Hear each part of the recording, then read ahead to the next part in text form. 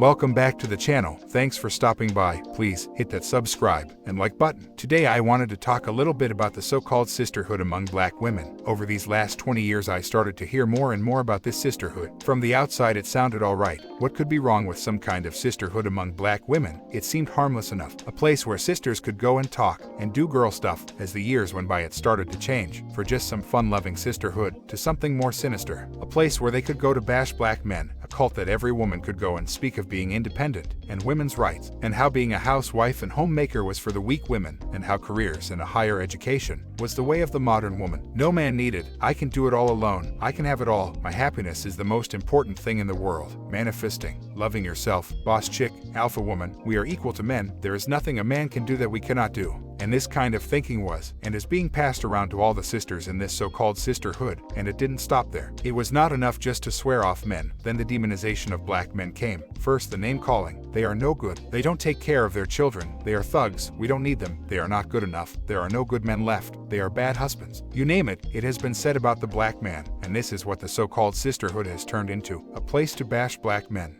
A place where women go of the same ilk, that can go to avoid accountability and responsibility. A place where these like minds can come and spread lies among each other. That simple little seemingly harmless sisterhood has turned into a cult that have left a path of destruction in our communities. 80% of these women have no husband. 80% of our kids are raised by women. The prison population for our kids and women are growing out of control. The homeless rate for our women and kids are out of control. This so-called sisterhood has turned into a place where dysfunctional women go to seek information from other dysfunctional women.